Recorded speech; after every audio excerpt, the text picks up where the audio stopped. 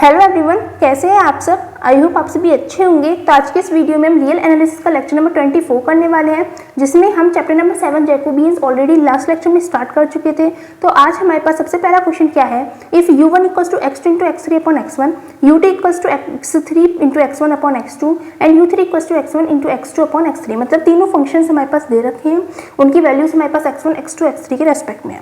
Prove that Jacobian of u1 u2 and u3, u1 u2 u3 जो तीनों functions हैं उसका हमें जैकोबियन फाइंड करना है और हमें प्रूव करना है कि वो जो जैकोबियन होगा वो इक्वल्स टू 4 होगा। ठीक है, तो हम अपने क्वेश्चन पर चलते हैं। हमारे पास तीनों फंक्शंस की वैल्यू दे रखी है। अब देखो हमें फाइंड करना है जैकोबियन। तो जैकोबियन u1, u2, u3 किसके इक्वल होगा हमारे पास, हमने इसकी बता रखी है डेफिनेशन कि हम जैकोबियन को या तो इस तरह से लिख सकते हैं या फिर हमें u1 u2 का फाइंड करना है तो डेल u1, u2, u3, ठीक है, अपॉन में आ जाएगा डेल जिसके रेस्पेक्ट में हम फाइंड करेंगे। अब u1 u2 u3 किसके रेस्पेक्ट में फंक्शंस है, x1 x2 और x3 के फंक्शंस हैं, तो x1, x2, x3। ठीक है, ये जैकोबियन हमारे पास इसके इक्वल होगा। और ये हमारे पास किसके इक्वल होता है, ये हमारे पास डिटर्मिनेंट के इक्वल होता है। और डिटर्मिनेंट क्या होगा हमारे पास, सबसे पहले हम u1 फंक्शन को लेके चलते हैं, तो del u1 upon del x1, del u1 upon del x2 and del u1 upon del x3। ठीक है, उसके बाद नेक्स्ट पे चलते हैं, del u2 upon del x1, del u2 upon del x2, del u2 upon del x3। ठीक है, उसके बाद नेक्स्ट पे चलते हैं, del u3 upon del x1, फिर del u3 upon del x2, फिर del u3 upon del x3। ठीक है, ये हमारे पास जैकोबियन के इक्वल हो जाएगा। ठीक है, अब हमें सारी वैल्यूज इसके अंदर फिल करनी है। ठीक है, अब हम हाथ के हाथ इसका डिफरेंशिएशन करते हुए चलेंगे और हाथ के हाथ ही इसका सॉल्यूशन हमारे पास आ जाएगा। ठीक है, तो यहाँ पे हम कर देते हैं इक्वल्स टू में। अब देखो del u1 upon del x1 है, मतलब u1 हमारे पास ये फंक्शन है। यहाँ पे हम x1 की टर्म में जब इसका डिफरेंशिएशन करेंगे और पार्शियल डिफरेंशिएशन होना है तो ऊपर वाली टर्म तो हमारे पास कॉन्स्टेंट की तरह ट्रीट होंगे, तो x2 और x3 हमारे पास एज आ गए। ठीक है, 1 अपॉन x1 का जब हम डिफरेंशिएशन करेंगे तो माइनस का x अपॉन में x1 का स्क्वायर हमारे पास डिफरेंशिएशन आ जाएगा। ठीक है, अब u1 का x2 के टर्म में करेंगे, x2 के टर्म में करेंगे तो हमारे पास x3 अपॉन x1 आ जाएगा इसका डिफरेंशिएशन, x3 अपॉन x1। ठीक है, और u1 का x3 के टर्म में करेंगे तो x2 अपॉन x1 आ जाएगा। ठीक है, x2 अपॉन x1 आ गया। ठीक है, उसके बाद नेक्स्ट पर चलते हैं, हमारे पास u2 का x1 के टर्म में करेंगे तो हमारे पास x3 अपॉन x2 आ जाएगा, x3 upon x2। I hope आपको जो डिफरेंशिएशन है पार्शियल डिफरेंशिएशन वो आते होंगे। ठीक है, अब u2 का हम x2 के टर्म में करेंगे तो u2 का जब x2 के टर्म में करेंगे x3 और x1 तो एज इट इज आ जाएंगे।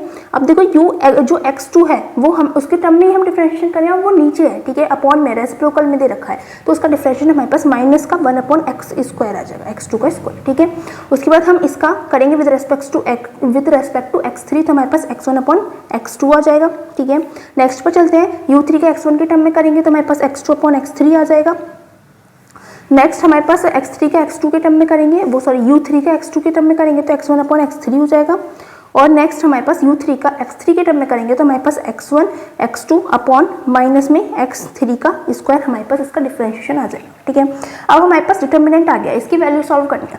अब आप चाहो तो कैसे कर सकते हैं कि हम इसके जो डिटर्मिनेंट खोलते हैं उसे खोल सकते हैं लाइक कि दिस ब्रैकेट में और उसके अंदर इसकी मल्टीप्लाई इसमें माइनस इसकी मल्टीप्लाई इसमें, फिर नेक्स्ट टर्म इसके लिए लेके चलेंगे उसमें इसकी मल्टीप्लाई इसमें इसकी मल्टीप्लाई इसमें, इस तरह से खोल सकते हैं। या फिर इसे थोड़ा सा रो और कॉलम ऑपरेशन लगाकर थोड़ा सा सिंप्लीफाई कर लें। तो इसमें हम क्या करते हैं, देखो सब में अपॉन में, देखो फर्स्ट वाली रो में हमारे पास x1 स्क्वायर है, x1 है और x1 है, x1 तो तीनों टर्म्स में आ रहा है, तो हम क्या करते हैं डिटर्मिनेंट में से x1 को कॉमन आउट ले लेते हैं, x1 के स्क्वायर को कॉमन आउट लेते हैं सबसे पहले। ठीक है, x1 का स्क्वायर 1 अपॉन में आएगा। ठीक है, 1 अपॉन x1 का स्क्वायर हमने कॉमन लिया तो हमारे पास अंदर क्या बचा, देखो x1 का स्क्वायर जब हम कॉमन आउट ले लेंगे तो हमारे पास यहाँ पर क्या बचेगा, माइनस का, ऐसे ही लिख देते हैं, माइनस का x2 x3 हमारे पास बचेगा। ठीक है, यहाँ पे हमने x1 का स्क्वायर कॉमन लिया, यहाँ पे है तो सिर्फ x1 तो हमारे पास क्या हो जाएगा, ऊपर x1 से मल्टीप्लाई हो जाएगी। ठीक है, अब ऐसा क्यों हुआ, हमने इस तरह से कर दिया कि दोनों तरफ ऊपर नीचे x1 से मल्टीप्लाई कर दी, तो नीचे तो x1 का स्क्वायर बन गया जो हमारे पास बाहर कॉमन आउट हो गया और ऊपर वाला x1 हमारे पास रह गया। ठीक है, यहाँ पे भी हमारे पास ऐसे हो जाएगा x2 इंटू x1 हो जाएगा। ठीक है, नेक्स्ट टर्म पे चलते हैं, नेक्स्ट टर्म में हम x2 का स्क्वायर कॉमन आउट ले लेते हैं, तो यहाँ पे x2 का स्क्वायर बाहर लेते हैं तो यहाँ पे हमारे पास हो जाएगा x3 x2। ठीक है, यहाँ पे हमारे पास रहेगा x3 x1 माइनस का और यहाँ पे x1 का x1 x2 रहेगा। ठीक है, नेक्स्ट टर्म में हमारे पास क्या लेते हैं, x3 का स्क्वायर कॉमन आउट ले लेते हैं, x3 का स्क्वायर। ठीक है, तो हमारे पास यहाँ पे टर्म बचेगी x2 x3 हो जाएगा, यहाँ पे x1 x3 हो जाएगा और यहाँ पे हमारे पास माइनस का x1 x2 हो जाएगा। ठीक है, अब हम क्या करते हैं, यहाँ पे रो ऑपरेशन अप्लाई करते हैं। क्यों अप्लाई करते हैं? क्योंकि देखो 2 और 3, x2 x3 है, x3 x2 x2 x3, ठीक है, सेम वैल्यूज है एक रो में, ठीक है, मतलब अलग अलग रोज में एक कॉलम में सेम वैल्यूज है, एक माइनस का है, 2 प्लस के हैं। तो अगर हम यहाँ पर इस तरह से अप्लाई करें, R2 में हम अप्लाई करते हैं क्या कि R1 प्लस R2, ठीक है, एंड जो हमारे पास R3 है उसमें हम अप्लाई करते हैं R1 प्लस R3। तो हमारे पास दोनों वैल्यूज, जब इन दोनों को ऐड करेंगे तो इन दोनों को ऐड करने पर 0 बचेगा, और जब इन दोनों को ऐड करेंगे तो इन दोनों पे भी हमारे पास यहाँ पे वैल्यू 0 आएगी। तो हमारे पास क्या टर्म बन जाएगी, इक्वल्स टू में हमारे पास चल रहा है 1/x1 का स्क्वायर, x2 का स्क्वायर, x3 का स्क्वायर, हमारे पास ये टर्म्स तो चल ही रही हैं। उसके बाद हमारे पास क्या रहेगा, यहाँ पे जब हमने फर्स्ट रो में हमने कोई चेंज नहीं करा तो फर्स्ट रो हमारे पास एज इट इज आ जाएगी जैसे कि हमारे पास थी, ठीक है, x3 x1 x2 x1, ठीक है। अब नेक्स्ट टर्म पे चलते हैं। जब रो 2 में R1 प्लस R2 करेंगे, मतलब रो 2 में इन दोनों को मैं ऐड करना है, इन दोनों को ऐड करेंगे हमारे पास 0 हो जाएगा, इन दोनों को ऐड करेंगे 0 हो जाएगा, इन दोनों को ऐड करेंगे तो हमारे पास 2x1 x2 हमारे पास आ जाएगा, ठीक है। उसके बाद हम रो 3 में देखते हैं R1 और R3, मतलब इन दोनों रोज को हमें ऐड करना है, इन दोनों को ऐड करेंगे तो 0 हो जाएगा, इन दोनों को हम ऐड करेंगे तो हमारे पास 2x1 x3 हो जाएगा, और इन दोनों को ऐड करेंगे तो हमारे पास 0 हो जाएगा, ठीक है। ये हमारे पास हो गया है जब हमने रो ऑपरेशन अप्लाई करें, ठीक है। अब हम क्या करते हैं, अब इसे हम एक्सपेंड कर देते हैं डिटर्मिनेंट को, ठीक है। तो डिटर्मिनेंट को जब हम एक्सपेंड करेंगे, कॉलम वाइज हम एक्सपेंड करने वाले हैं, क्यों? क्योंकि हमारे पास सिर्फ एक कॉलम की वैल्यू है, 2 कॉलम की वैल्यू हमारे पास 0 है, ठीक है, इसलिए हम कॉलम वाइज करेंगे तो हमारे पास शॉर्टकट में हो जाएगा। तो हमारे पास क्या हो जाएगा, स्टार्टिंग में हमारे पास 1/x1 square, x2 square, x3 square, तो एज इट इज, ठीक है। अब हम अपने कॉलम पर चलते हैं, फर्स्ट कॉलम लिखेंगे, ठीक है, फिर इसकी मल्टीप्लाई होगी, 0 की 0 में मल्टीप्लाई होगी 0 माइनस, फिर इसकी इसमें करेंगे तो 2 2 ज़ा 4, x1 का स्क्वायर और x2 का स्क्वायर हमारे पास यहाँ से आ जाएगा, ठीक है। उसके बाद हम 0 लेंगे, 0 की मल्टीप्लाई होगी this multiply this minus this multiply this, ठीक है। तो आगे हमारे पास 0 से मल्टीप्लाई हो रही है तो 0 ही हो जाएगी, नेक्स्ट टर्म भी 0 से मल्टीप्लाई होगी तो वो भी 0 हो जाएगी, तो हमारे पास डिटर्मिनेंट खुलकर इतना ही आ जाएगा।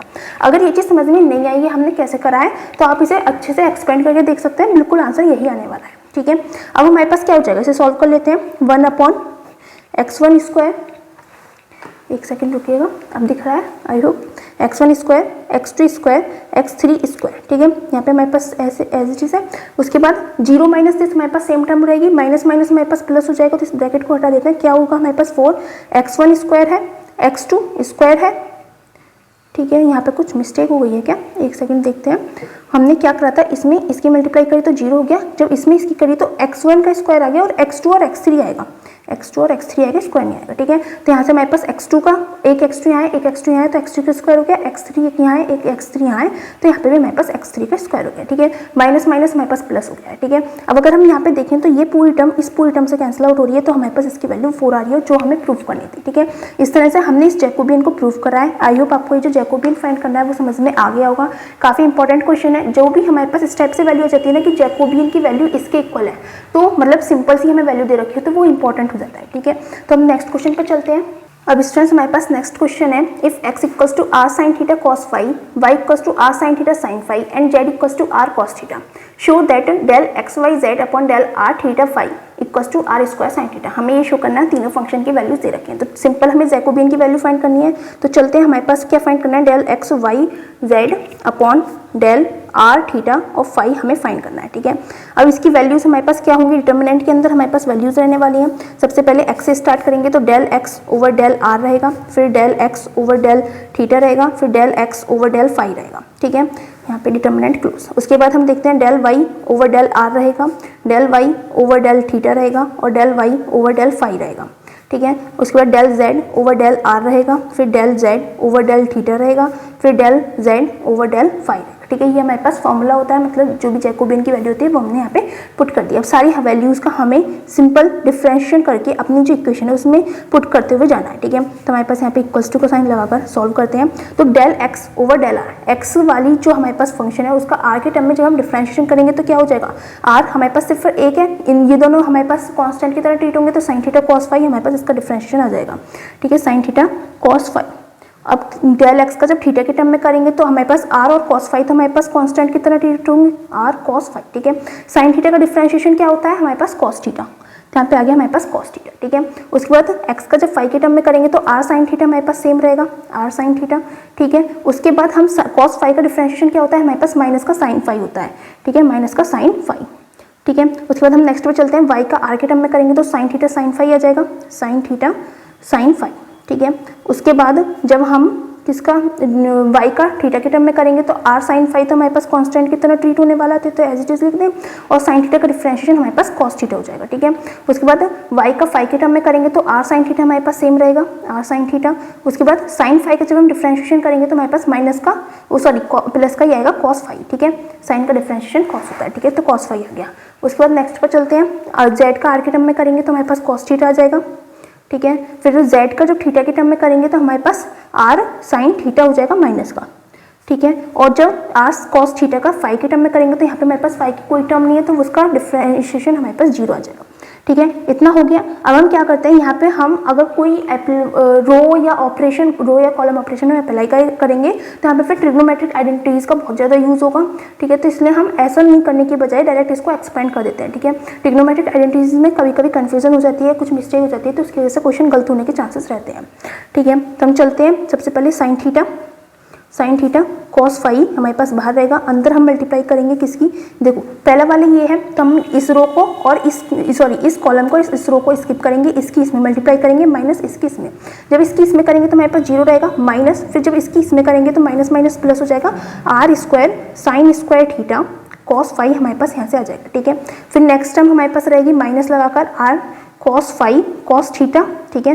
ब्रैकेट के अंदर यहाँ पे हमारे पास मल्टीप्लाई होने वाली थी, बट स्पेस नहीं है तो यहाँ पे लिख देते हैं, ठीक है। अब देखो ये वाला एलिमेंट लिया तो ये रो और ये कॉलम छोड़कर, मतलब साइन थीटा की साइन फाई में साइन थीटा साइन फाई की 0 में मल्टीप्लाई करेंगे तो 0 आ जाएगा माइनस, फिर cos थीटा की इसमें मल्टीप्लाई करेंगे तो हमारे पास आ जाएगा r sine theta cos phi, ठीक है। इतना हो गया। उसके बाद हमारे पास प्लस, नेक्स्ट टर्म पे चलते हैं, r sine theta sine phi, ठीक है। और माइनस का है ये, तो प्लस की जगह यहाँ पे माइनस कर देते हैं, प्लस माइनस माइनस, ब्रैकेट के अंदर हमारे पास टर्म रहेगी, ये रो ये कॉलम और ये फर्स्ट रो को हाइड करेंगे, इसकी इसमें मल्टीप्लाई करेंगे तो हमारे पास आ जाएगा माइनस का r sine square theta sine phi, ठीक है। उसके बाद माइनस करेंगे r, इन दोनों की मल्टीप्लाई करेंगे तो r sine phi cos square theta हमारे पास यहाँ से आ जाएगा, ठीक है। अब बस हमें इसे सॉल्व करना है, ठीक है। अंदर मल्टीप्लाई कर देते हैं, 0 को इसमें ऐड करेंगे तो हमारे पास ये रहेगा, इन दोनों के हम अंदर मल्टीप्लाई करते हैं तो हमारे पास हो जाएगा, सबसे पहले तो हमारे पास r स्क्वायर, फिर साइन क्यूब थीटा, ठीक है। फिर हमारे पास आ जाएगा कॉस स्क्वायर फाई, ठीक है। उसके बाद हमारे पास माइनस का साइन है, माइनस, फिर r cos phi cos theta की मल्टीप्लाई करेंगे, इसमें 0 माइनस थी तो हमारे पास ये रहेगा माइनस माइनस हमारे पास प्लस हो जाएगा, ठीक है। तो हो जाएगा हमारे पास r स्क्वायर साइन थीटा, ठीक है, ठीक है। फिर cos थीटा और इधर cos थीटा, तो cos स्क्वायर थीटा बन जाएगा, cos स्क्वायर थीटा, फिर यहाँ पे cos फाई और इधर cos फाई, तो हमारे पास यहाँ पे भी cos स्क्वायर फाई हो जाएगा। देखो टर्म्स काउंट कर लेते हैं, 2 टर्म्स तो इसकी है, 2 टर्म्स इसकी है, 4 5 6 7 टर्म्स होनी चाहिए, 1 2 3 4 5 6 7 टर्म्स आ रही है। तो हम नेक्स्ट पर चलते हैं। अब इसकी इसमें मल्टीप्लाई करेंगे और इसकी इसमें मल्टीप्लाई करेंगे तो हमारे पास क्या हो जाएगा, यहाँ पे सॉल्व करते हैं, नेक्स्ट लाइन में कर लेते हैं। माइनस का r sine theta sine phi की इसमें करेंगे तो r स्क्वायर हो जाएगा सबसे पहले, ठीक है। Sign theta sign square theta हमारे पास साइन की पावर 3 थीटा हो जाएगा, ठीक है। उसके बाद साइन फाई और साइन थीटा, एक सेकेंड रुकिएगा, यहाँ पे ऑलरेडी साइन की पावर 4 बन रही है क्या, देखिए स्टूडेंट्स यहाँ पे एक मिस्टेक हो गई है कि यहाँ पे हमने जब इन दोनों की मल्टीप्लाई करी थी तो हमने ये फाई की जगह थीटा लिख दिया, ठीक है। ये हमारे पास फाई है, तो हमारे पास यहाँ पे जब इसकी मल्टीप्लाई करी तो r स्क्वायर बन गया, साइन की पावर 3 थीटा बन गया और साइन स्क्वायर फाई बन जाएगा, ठीक है, साइन स्क्वायर फाई। और देखो ये माइनस का, ये माइनस का, माइनस माइनस हमारे पास हो जाएगा ये प्लस का, ठीक है।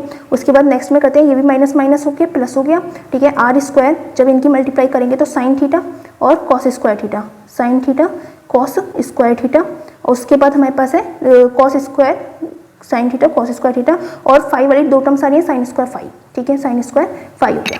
अब देखो इन दोनों टर्म्स में हमारे पास r square sine cube theta common है, इन दोनों में से हम कॉमन लेंगे, और इसमें से हमारे पास r square sine theta cos square theta common है, तो वो कॉमन लेते हैं। तो हमारे पास क्या हो जाएगा, r square sine cube theta हमने कॉमन लिया इन दोनों टर्म में से, तो अंदर क्या बचा, sine square phi plus cos square phi बचा, ठीक है, इन दोनों टर्म में से लिया प्लस। अब दूसरी वाली टर्म में से हम कॉमन लेंगे तो sine r square sine theta cos square theta हमारे पास कॉमन आ रहा है, अंदर बचेगा sine square phi plus cos square phi, ठीक है। अब हमें पता है कि sine square theta plus cos square theta 1 होता है। अब थीटा की जगह अगर हम फाई ले लेंगे तो वो भी हमारे पास 1 होने वाला है, तो इसकी वैल्यू और इसकी वैल्यू हमारे पास 1 हो गई। हमारे पास क्या टर्म बची फिर, r square sine cube theta plus r square sine theta cos square theta, हमारे पास ये टर्म बची, क्योंकि इनकी वैल्यूज हमारे पास 1 होगी, 1 की मल्टीप्लाई करेंगे तो 1 ही आ जाएगा, वो सेम टर्म आ जाएगी जो हमारे पास थी, ठीक है। अब हम इसमें क्या कर सकते हैं, इसमें से अगर हम r स्क्वायर साइन थीटा को कॉमन आउट ले लें इक्वल्स टू में आर स्क्वायर साइन थीटा को हम कॉमन आउट ले लें तो हमारे पास क्या होगा, इधर हमारे पास साइन स्क्वायर थीटा बचेगा, ठीक है, और आर स्क्वायर साइन थीटा हमने बाहर ले लिया तो इधर कॉस स्क्वायर थीटा बचेगा, ठीक है। अब again sine square theta plus cos square theta हमारे पास 1 होता है, आई होप अब दिख रहा होगा, ठीक है। हमने यहाँ से क्या करा, आर स्क्वायर साइन थीटा को कॉमन आउट ले लिया, इधर साइन स्क्वायर थीटा बचा और इधर कॉस स्क्वायर थीटा बचा। Sine square theta plus cos square theta हमारे पास 1 होता है, तो यहाँ से हमारे पास बचेगा कितना, आर स्क्वायर साइन थीटा, ठीक है। और यही चीज़ हमें क्वेश्चन में प्रूव करनी थी कि del x y z over del r theta phi equals to r square sine theta है। इस तरह से हमने इस क्वेश्चन को सॉल्व करा है। आई होप आपको ये जो क्वेश्चन है वो समझ में आ गया होगा। अब स्टूडेंट्स ये दोनों क्वेश्चन आपके लिए होमवर्क में है। क्या है, if u equals to 3x plus 2y and v equals to x minus 2y then find Jacobian of u and v, ठीक है। u और v के हमारे पास फंक्शन है, सिर्फ x और y के रेस्पेक्ट में डिफरेंशिएशन करके अपने फॉर्मूले में अपनी वैल्यू पुट करनी है, ठीक है।